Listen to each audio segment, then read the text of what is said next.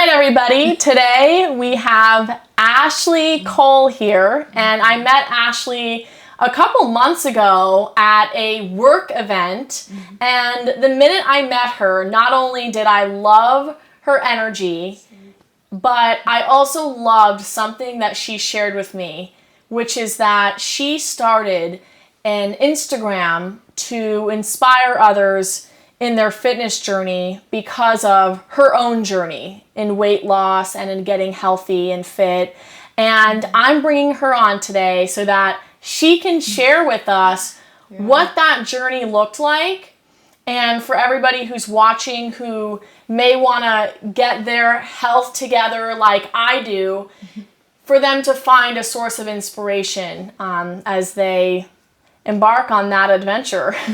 So Ashley, welcome. Hello, it's so good to be here with you. I'm so happy to have you. And Yes. I guess I want you to start off by telling us kind of the before. Okay, so before, I've always been very athletic and just involved in multiple sports all the time, and I ate just kind of how you expected a high school girl to eat. I just ate a lot of Oreos and pizza and buttered toast and cereal and corn dogs, and like that was probably my diet. And I always played sports, so I guess my the amount of calories I was burning was always just more than I guess I was consuming, which I don't know how, because I was consuming a lot.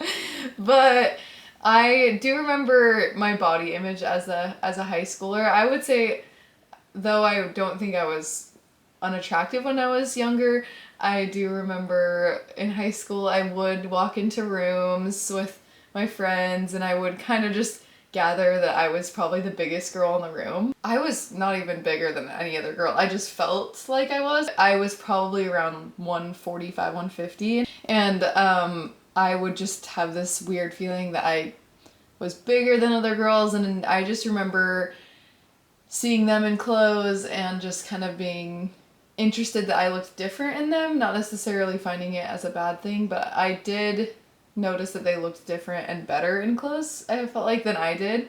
And I didn't really understand why. But I didn't necessarily care about my health when I was younger. I knew eating fruits and vegetables were good and running was good. So that's all that I knew in my head, what fitness was in my head when I was in high school.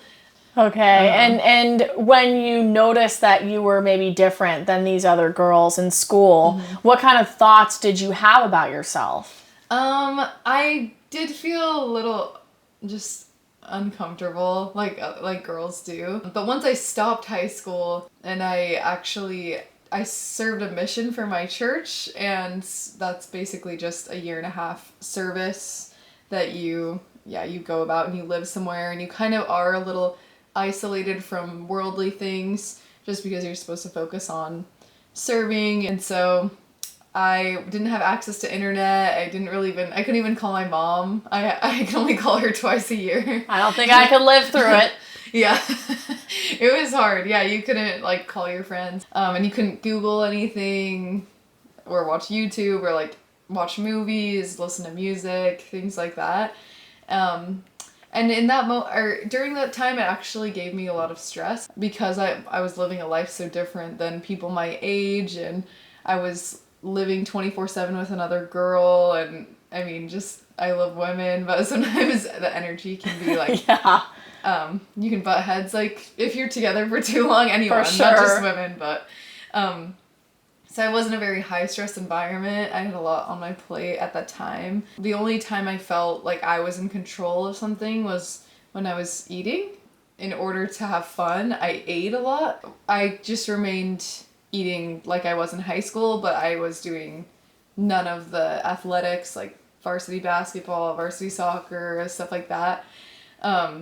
So I was not doing any working out and just eating the amounts and things that I was eating back home. And so my body naturally just gained weight.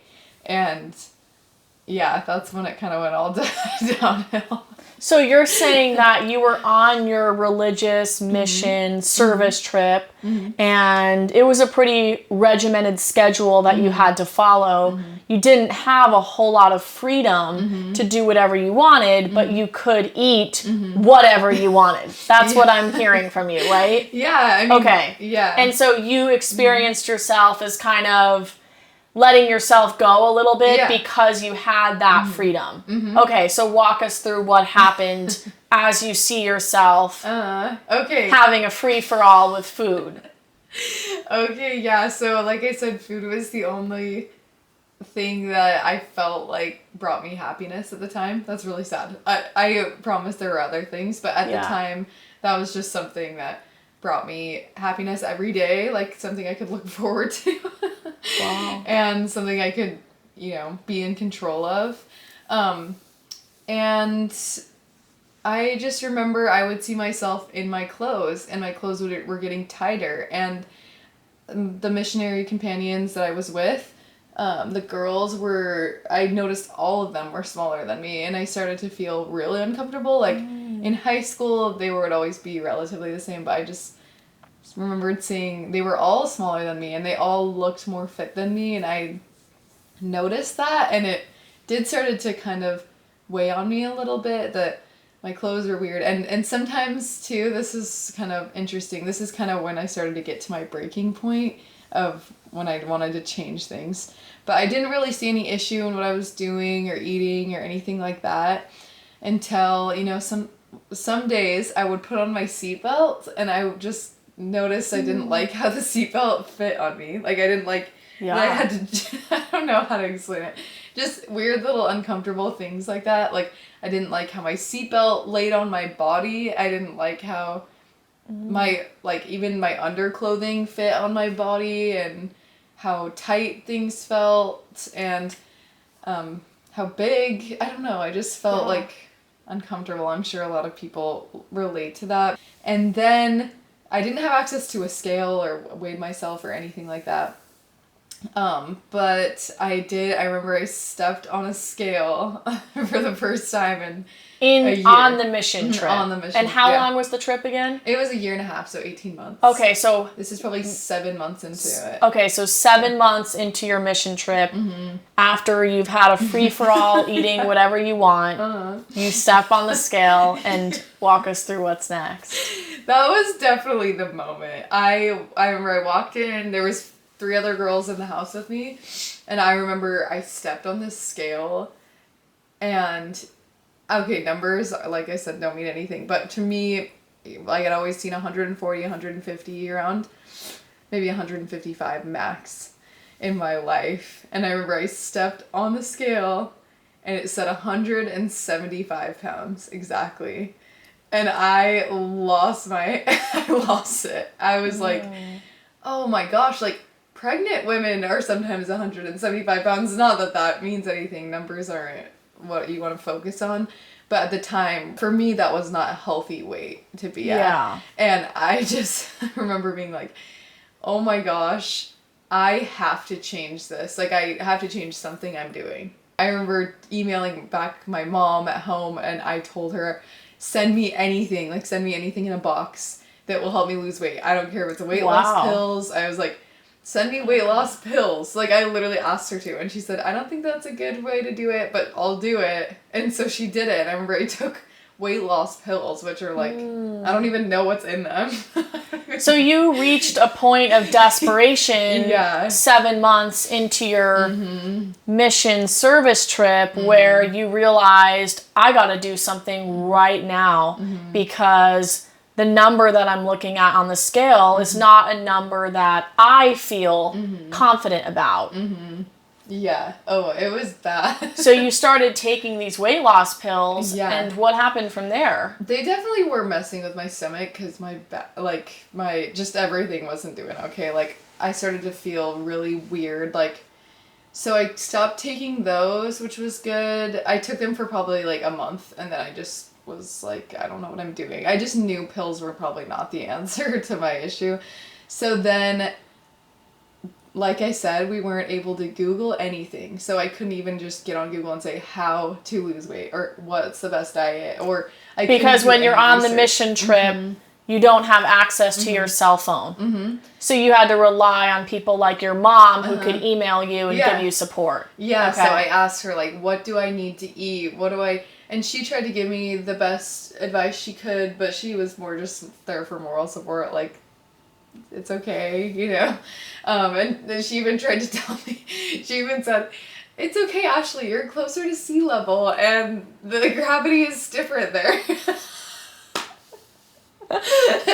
Which I love her for that, and I tried to console myself with things like that. But eventually I actually started to make changes in my diet. I noticed, okay, I've always heard, I mean, these aren't healthy things now that I look back, but I just had heard, okay, carbs aren't the best, so I shouldn't eat that much of them. So I started to limit my carb intake. And then I heard protein from one of my companions. I heard protein is good to eat and to try to eat like more chicken and maybe drink like protein shakes. So I started to eat chicken and vegetables and protein shakes. And then I would eat oatmeal in the morning because you hear oatmeal is good for you. I didn't know why. So you were just going off any information that you kind of had heard before your service trip. Yeah. And from your friend that was with you on your service trip, but you really had nothing to go by as far as how to lose weight and get physically healthy. Yeah, and not only that, but obviously I knew working out would help me because I'd always been running and things like that, but we only had 30 minutes in our schedule to work out, and it was at 6:30 in the morning to 7. 6:30 is not my favorite time to, be running and lifting heavy weights. At that moment, I didn't. Wow. I didn't want to I did. I still woke up and I ran because that's all I knew how to do. You can ask all of my mission companions. I would wake up. I wouldn't skip a beat. I would roll out of bed. So you only had 30 minutes on your mission trip to exercise. So as soon as you woke up, you'd hit the road running, right? I would literally wake up running. Yeah. Okay. Put my shoes on and get out the door, run. I wouldn't even brush my teeth or anything, and I would just run for as long as I could. And try to even push it even longer. So I did this for about 3 months of my mission. I just ran every single day. I tried to not eat carbs that much and just eat more vegetables, fruits, and protein, and oatmeal. That's kind of what my regimen was. And I just ate the same thing every day. And I remember I would eat like a bag of salad, like one of those mixing salads for lunch, and half an apple, and I would like take the half apple and put it in the fridge and then eat it the next day for lunch. Like, I was trying to limit my food. Like, I was very scarce with my food. And so let me ask you, prior to this time during your mission, you were eating whatever the heck you wanted. So how did you go from from having this absolute freedom to being extremely disciplined and eating a salad with half an apple? What was behind your discipline? Because a lot of people would say, this is where I'm at, oh well, and keep doing their thing. But you really took the opposite direction. So what was behind that discipline for you? There had to be a really deep reason why you were willing to really go hard with your health. Okay, yeah. So I remember, so on a mission, you have this rigid schedule. And I think actually that helped me in that case, that I learned rigidity, discipline. Grit. I very much learned discipline because it was 6:30 wake up call every day, like on the dot. If you woke up a minute later, like you're wasting the Lord's time. Like, that kind of thing. Yeah. And so I think eating rigidly actually maybe that did help me. What I learned from my rigid mission was learning grit and discipline, that at this time I eat this and that's how it goes. So because you were in this environment where there was a strict schedule for what you could do and when, you were able to take advantage of that schedule, that time frame that was allotted for you to work out and to stay fit, you were putting that to use. Actually, yeah. I was. So it was an environment that allowed you to cultivate the discipline. Yes, actually, yeah. So I feel like I did learn discipline in other aspects of my life, like waking up early, going to sleep, reading books all day, and talking to other people. Just kind of the discipline of the times and things like that. I used it to my advantage. Yeah. Okay, so you were eating healthy. I put it in my food, into my food rigidness, I guess. Yeah. So I actually got to a point on my mission that I had a friend who was vegan before my mission, and she was healthy and fit, and she liked to run, and she looked good, and so I was like, okay, if she's vegan, like, I'll be vegan too. So I didn't want to pronounce I was vegan, but I did eat. You followed that lifestyle because you had somebody with you who was doing it, and that helped you learn how you could. And I used to be friends with, my vegan friend who she would eat. I knew what she would eat because I would hang out with her all the time. So I said, I'm just going to eat what she ate. Yeah. And so I ate lettuce and like nothing that came from animals really, mostly just anything from the earth. I would just eat that, and no like chicken or meat and I was like, I thought sugar was like the devil. Like I would not eat sugar at all. Like I would just give it away. Once I got it, I would just give it away. So how did you feel at this time? You're eating all healthy foods. You're being really disciplined with your workouts. Emotionally, how were you feeling? I wasn't in the best place, actually. Okay. Like, you would That's think honest. if I ate well, I mean, I only worked out for 30 minutes a day, which personally is not enough. Right. Really not enough time. And I wasn't doing what I probably should have been doing, utilizing that 30 minutes how I should. I just ran. I was feeling just really down, and I was in control of what I was eating, but I felt more, I was doing it to shame myself. Like, not to shame myself, maybe. I was doing it to just, like, look what you got yourself into. Now we're having to backtrack, like, eat like you this. Basically were telling yourself it's payback time.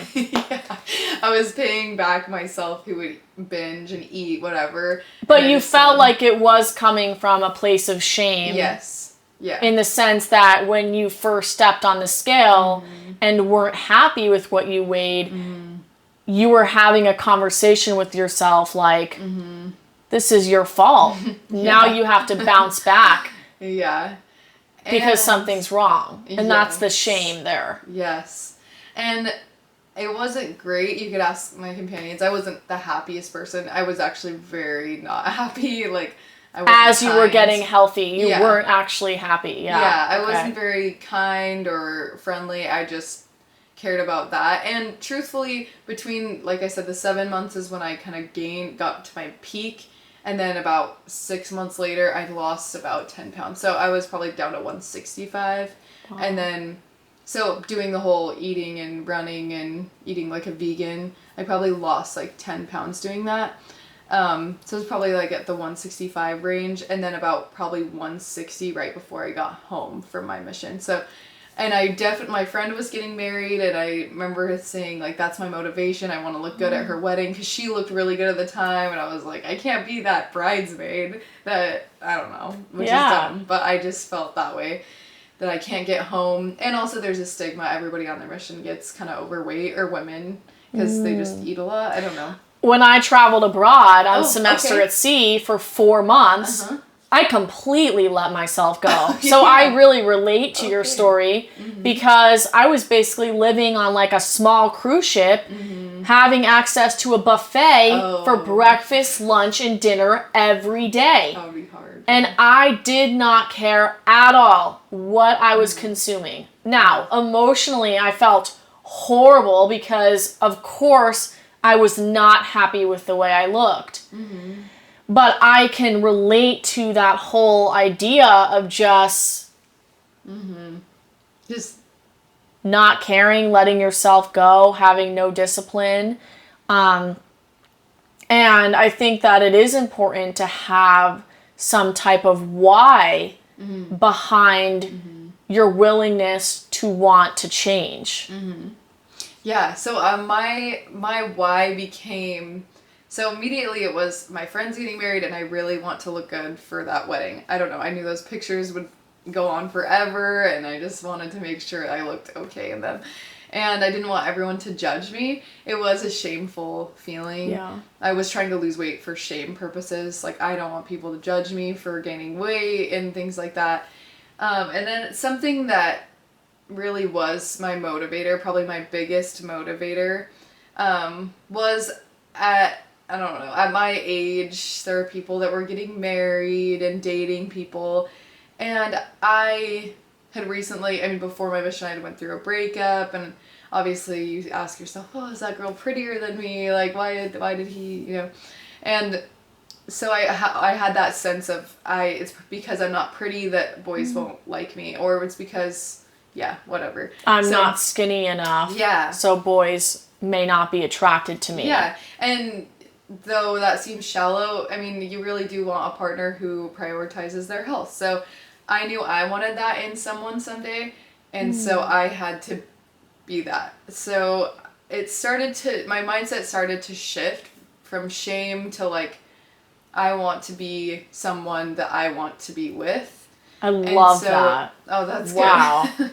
Yeah. That makes sense. Like what you're looking for in another human, you have to take a look at yourself and ask that hard question of, am I that person as well? If I want a healthy partner who prioritizes health, am I doing the same?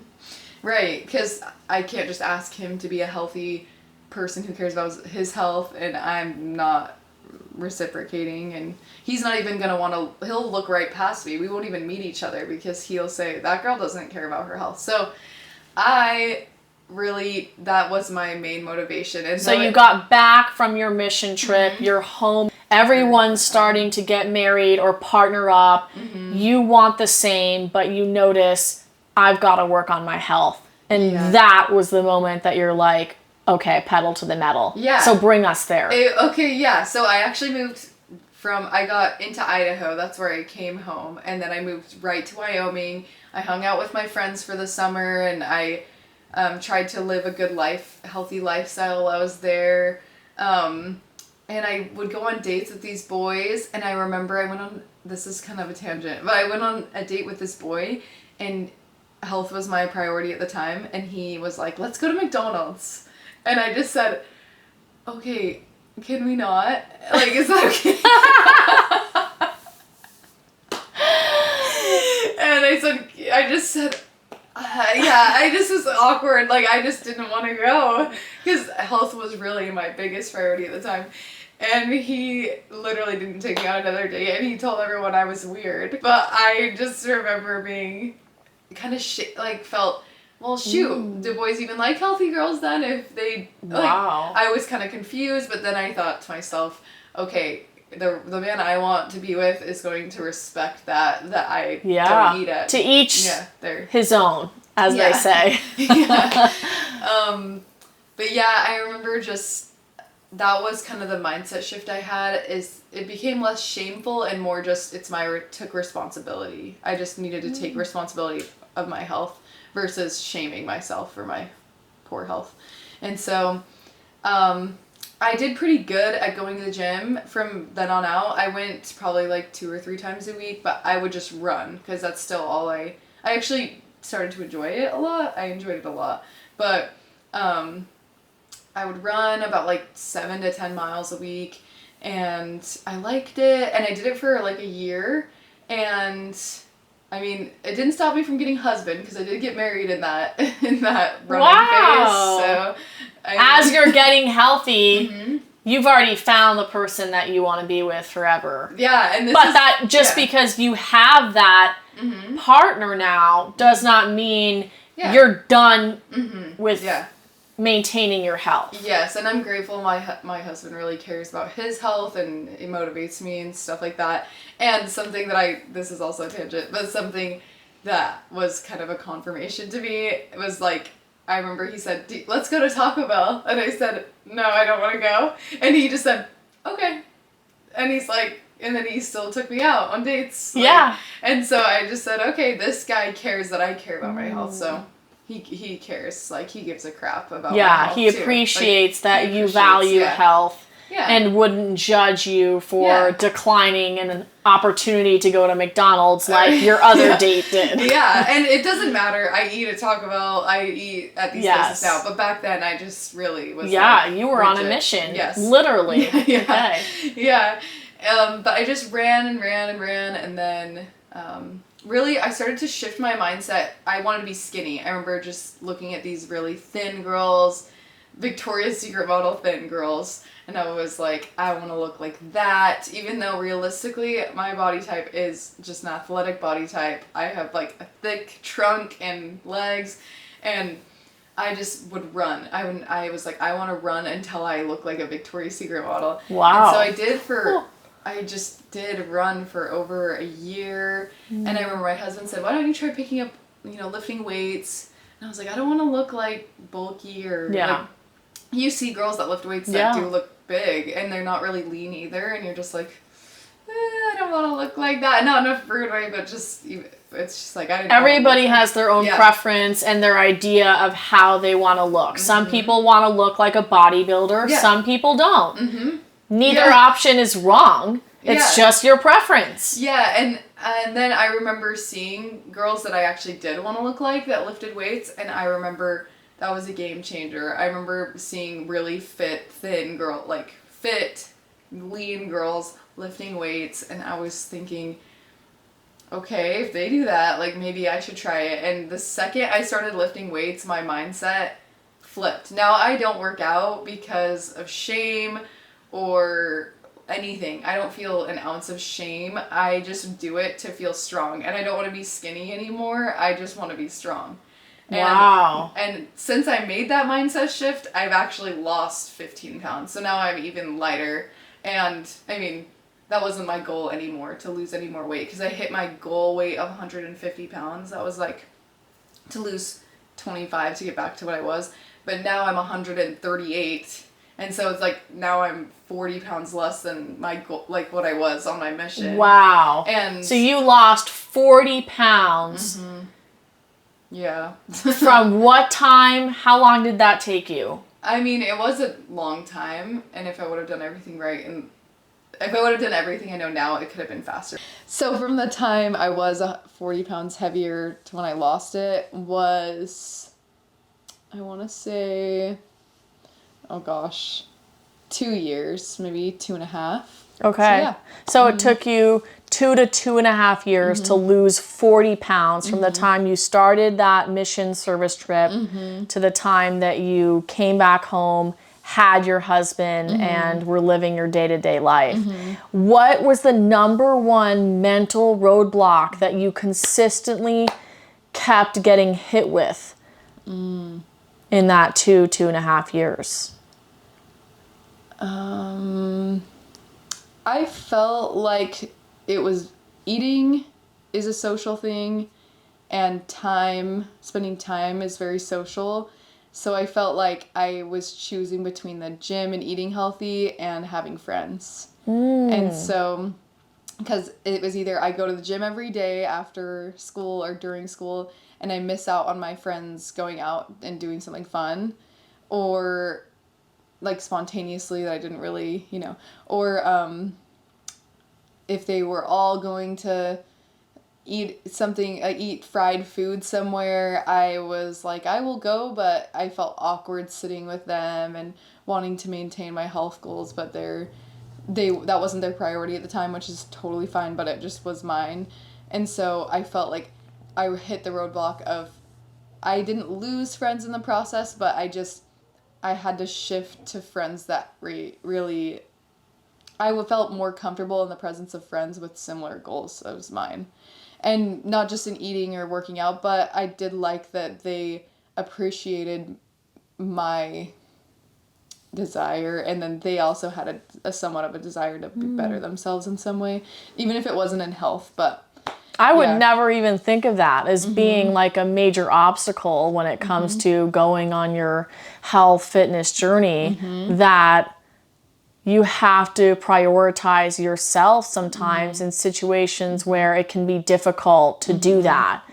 Because, yeah, you might want to hang out with your friends who all want to eat Burger King. Not that there's anything wrong with that. Meanwhile, you're trying to get in shape and you're like, what do I choose? Yeah. So that's a really interesting realization that you had.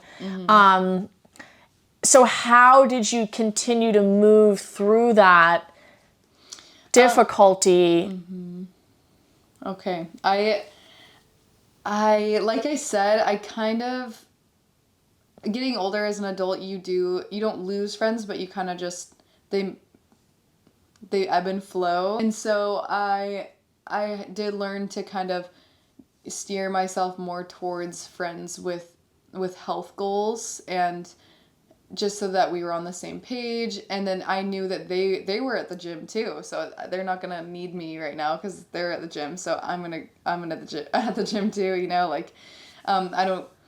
It was hard for me to maintain friendships that they needed quality time, and like, not saying that those friends are not important. They're still important to me, and like I love spontaneous friendships, but I also liked routine and regimen at this point, because I, like, at least during the weekdays, I really liked a regimen and a routine. Yeah.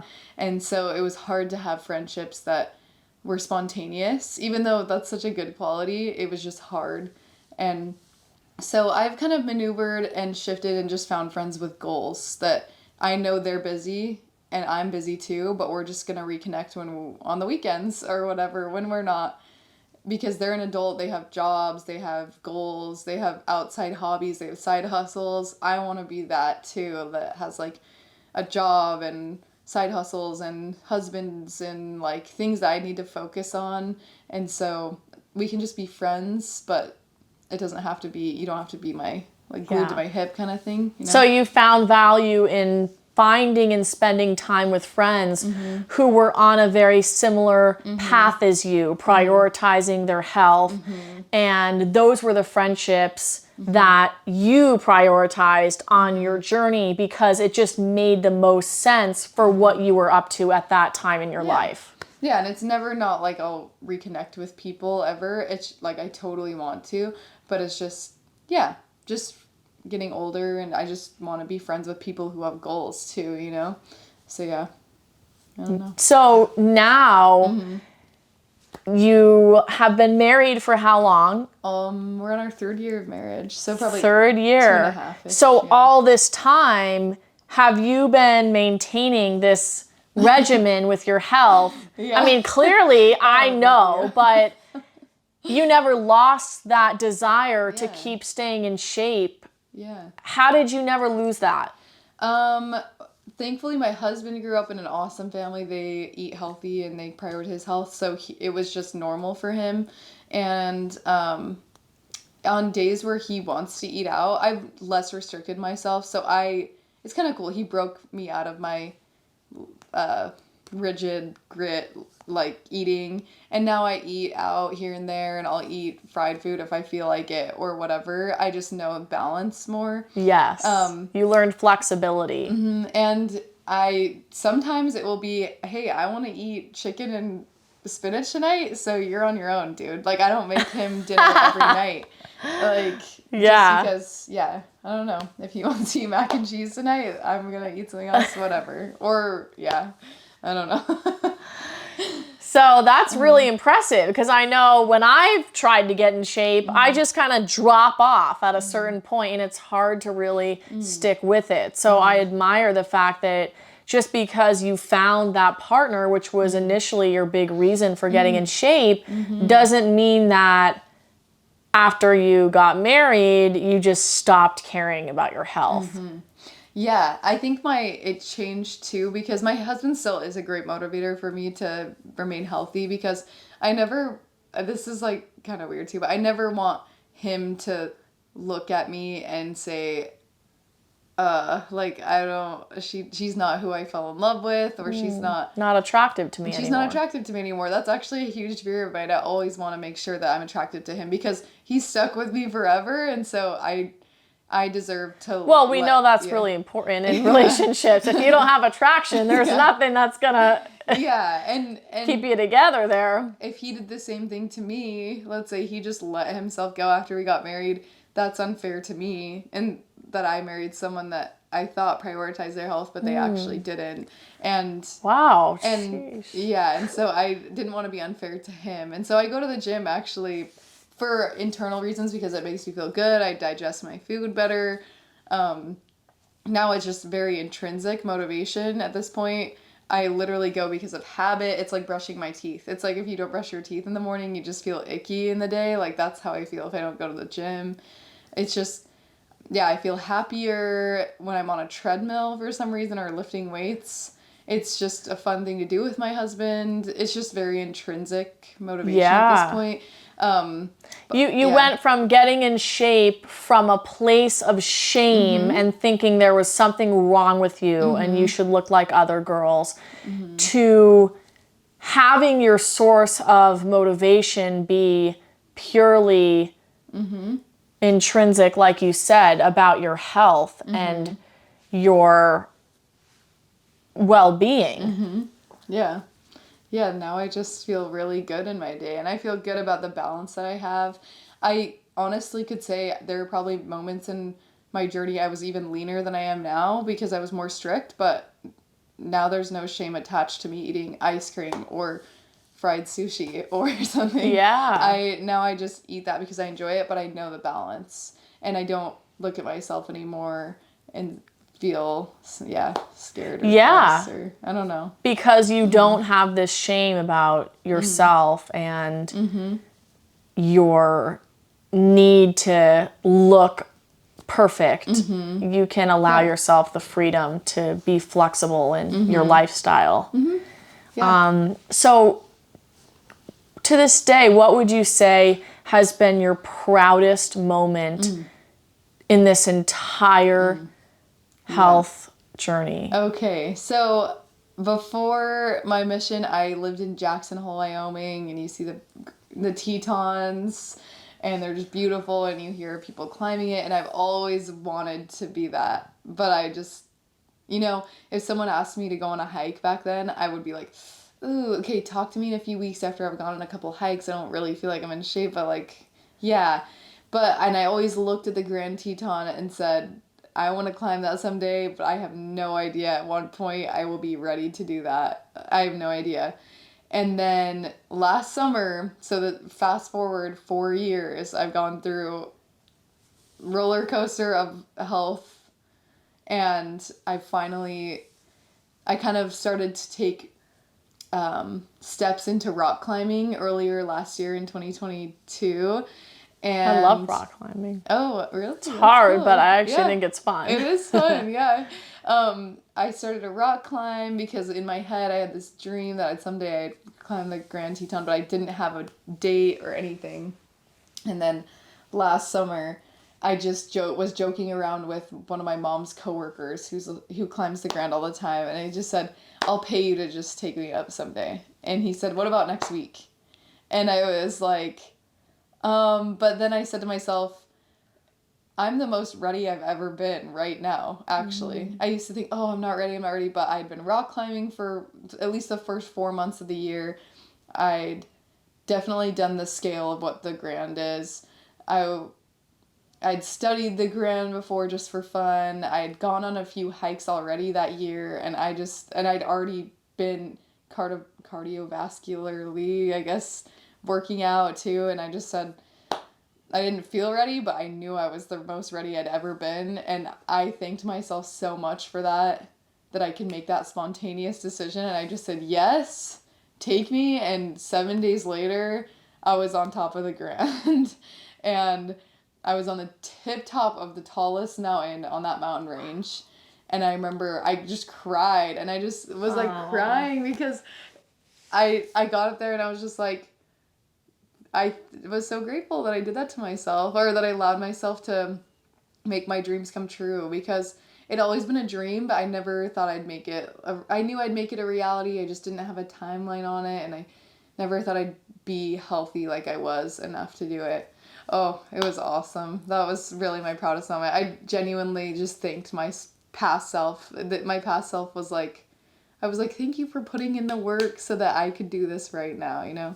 It was awesome. I love that. I mean, you really took it upon yourself to lose 40 pounds and climb the Grand Teton. Yeah, that's what it's called. Yeah. Mountains. It's like there's a mountain range and the Grand Teton is the biggest one. The biggest mountain in the mountain range, the Grand Teton.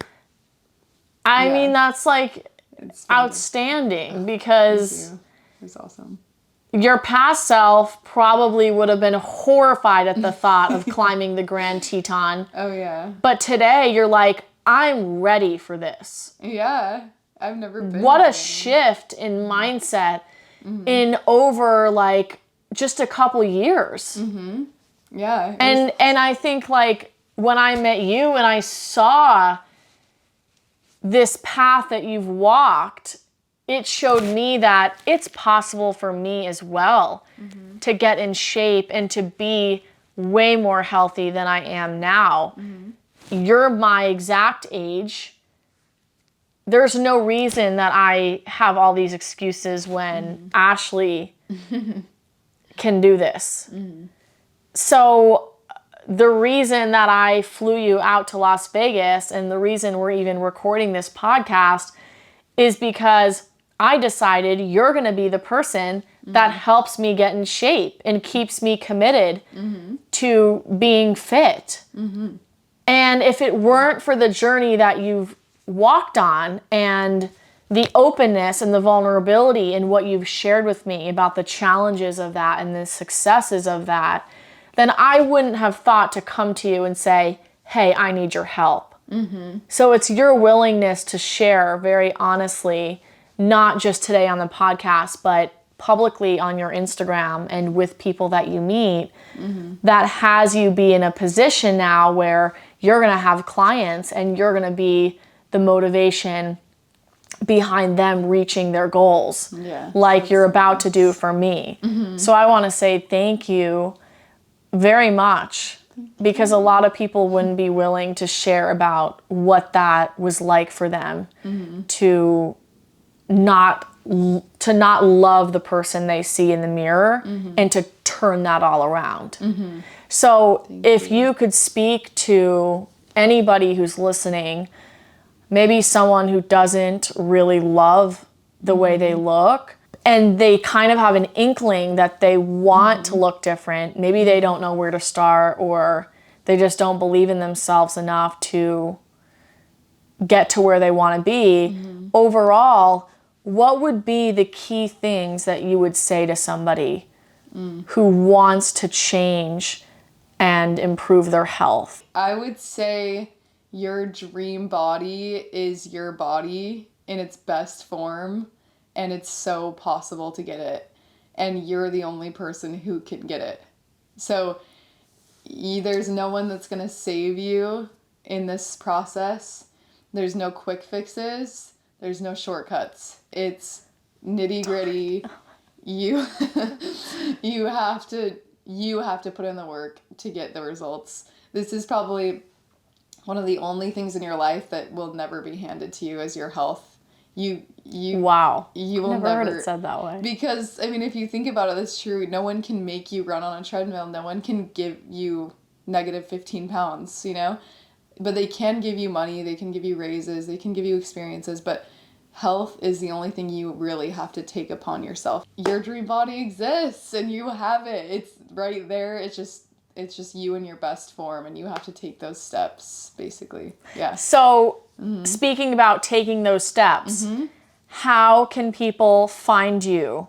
Okay. If they want to connect with you about their goals, if they want to hire you to be their personal trainer, or in general, hear more about your story. Yeah. It's at Ash Lifts with 2 S's. We'll probably type it all out for you down there, but that's where I post just free content of videos of working out, some food recommendations or things like that. I am totally more than willing to have you DM me and we can just talk about your circumstance and I can just give you what you need. Offer workout programs. I'm not nutrition certified, but I can offer a workout regimen for you from how many days you want to do it, whatever, and we'll make it happen. And let me tell you one thing.